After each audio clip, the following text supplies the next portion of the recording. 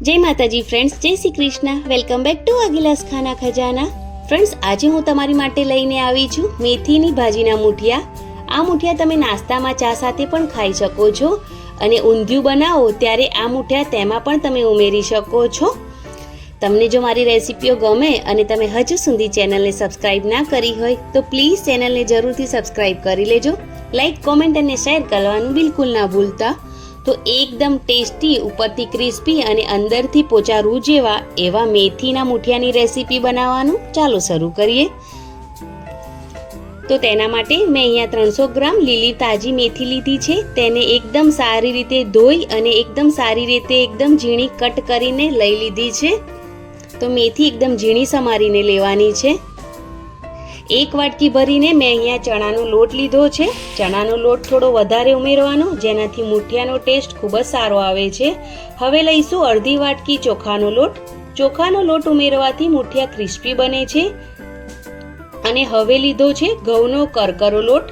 पण जो तमारी पासे घऊनो करकरो लोट ना होय तो तमे अर्धो रोटलीनो झीणो लोट लेवानो अने अर्धो रवो लई लेवानो अने हवे मिक्स करी लेवानुं। તમે કોઈ પણ મુઠિયા બનાવો તો લોટ માત્ર બાઇન્ડિંગ પૂરતા જ ઉમેરવાના હોય છે। જો તમે વધારે પડતા લોટ ઉમેરો તો મુઠિયાનો ટેસ્ટ સારો નથી લાગતો। હવે આપણે જે લોટ ઉમેર્યા છે તે બરાબર છે। તો હવે તેની અંદર આપણે મસાલા કરી લઈશું। અહીંયા મેં વધારાની આદુ લસણની પેસ્ટ થોડી વધારે જ ઉમેરી છે। વધારે ઉમેરવાથી આદુ લસણની પેસ્ટ મુઠિયાનો ટેસ્ટ ખૂબ જ સારો આવે છે। અહીંયા મેં લીલા મરચાંને પીસીને એડ કર્યા છે, કેમ કે હું હળદર અથવા તો લાલ મરચું પાવડર નથી ઉમેરવાની। અજમાને હાથેથી ક્રશ કરીને ઉમેરવાનો, જેથી મુઠિયાનો ટેસ્ટ ખૂબ જ સારો આવે। ધાણા જીરું પાવડર 2 ચમચી જેટલો એડ કરવાનો છે। મીઠું સ્વાદ પ્રમાણે એડ કરીશું। અંદાજે 1 ચમચી મીઠું મેં અહીંયા એડ કર્યું છે। અડધી ચમચી જેટલો ગરમ મસાલા પાવડર એડ કર્યો છે। મુઠિયાનો ટેસ્ટ બેલેન્સ કરવા મેં અહીંયા ગોળ કટ કરીને એડ કર્યો છે। તમે ખાંડ અથવા તો દળેલી ખાંડ પણ એડ કરી શકો છો। 3 થી 4 ચમચી જેટલું તેલ એડ કર્યું છે। મોણ માટે જેટલું તેલ ઉમેરીશું જેથી આપણા મુઠિયા પોચા બનશે। લીંબુનો રસ ઉમેરવાથી મુઠિયાની કડવાશ ઓછી થાય, એટલા માટે અહીંયા અડધા લીંબુનો રસ એડ કર્યો છે। છેલ્લે થોડો ખાવાના સોડા ઉમેરીશું 5 ચમચી જેટલો। આમ તો તમે ખાવાનો સોડા ના ઉમેરો તો પણ મુઠિયા એટલા કડક નથી થતા, કારણ કે આપણે તેમાં તેલ ઉમેર્યું છે। પણ થોડો સોડા ઉમેરવાથી મુઠિયા અંદરથી પોચા અને ફરસા બને છે। તો હવે બધું જ કોળું એકદમ પહેલાં મિક્સ કરી લેવાનું, જેથી બધા મસાલા ગોળ એકદમ સારી રીતે મિક્સ થઈ જાય। એટલા માટે પહેલાં બધી જ વસ્તુને મેથી સાથે એકદમ સારી રીતે મિક્સ કરી લેશું। ખૂબ જ ઓછા પાણીના ઉપયોગથી લોટ બંધાઈ જાય છે। તો અહીંયા મેં 2 થી 4 ચમચી જેટલું જ પાણી લીધું છે અને તમે જોઈ શકો છો કે આટલા જ પાણીમાં લોટ બંધાઈને તૈયાર થઈ ગયો છે। અને જે આ લોટ છે એ રોટલીના લોટ જેટલો આ મુઠિયાનો લોટ ઢીલો બાંધવાનો છે। વધારે કડક આ લોટ બાંધીને રેડી નથી કરવાનો, એકદમ ઢીલો જ લોટ બાંધીને રેડી કરવાનો છે। તો લોટ બંધાઈ ગયો છે।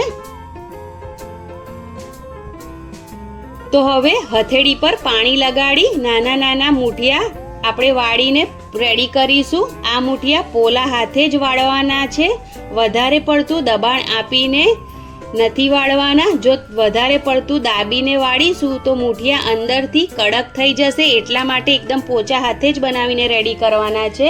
આ પ્રકારે બધા મુઠિયા વાળીને તૈયાર કરી લીધા છે મેં અહીંયા। તો તેલ ગરમ કરવા માટે મૂકી દીધું છે અને તેલ એકદમ સારી રીતે ગરમ થઈ ગયું છે, એટલે ગેસની ફ્લેમ ધીમી કરી દીધી છે। અને હવે એક એક કરીને જેટલા કઢાઈમાં મુઠિયા સમાય તેટલા એડ કરી દેવાના છે અને 1 મિનિટ જેવું આ મુઠિયાને તેલમાં એમને એમ જ રહેવા દેવાના છે। જો તમે તરત જ તેને હલાવવાની કોશિશ કરશો તો એ તૂટી જશે। તો 1 મિનિટ થાય એટલે તેને પલટાવી દેવાના। આપોઆપ જ આ મુઠિયા જેમ જેમ તળાતા જશે તેમ તેમ ઉપર આવી જશે। 1 મિનિટ જેવું થાય એટલે તેને પલટાવી અને બીજી સાઈડ પણ એકદમ સારી રીતે તેને તળી લેવાના છે. મૂઠિયાના એક બેચને તળાતા 3 થી 4 મિનિટ જેટલો સમય લાગે છે. ગેસની ફ્લેમ હાઈ કરીને મૂઠિયા તળશો તો મૂઠિયા અંદરથી કાચા રહી જશે. એટલા માટે ઉતાવળથી બિલકુલ આ મૂઠિયાને તળવાના નહીં, માટે થોડી ધીરજ રાખીને આરામથી તેને થવા દેવાના.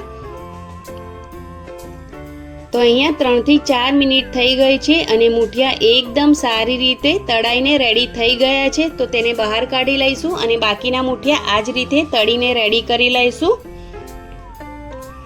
તો એકદમ સરસ મૂઠિયા બનીને રેડી થઈ ગયા છે અને તમે આ મૂઠિયાની ચટણી સાથે પણ ખાઈ શકો છો. આ જ મૂઠિયાનો ઉપયોગ તમે ઊંધિયું બનાવવામાં પણ કરી શકો છો.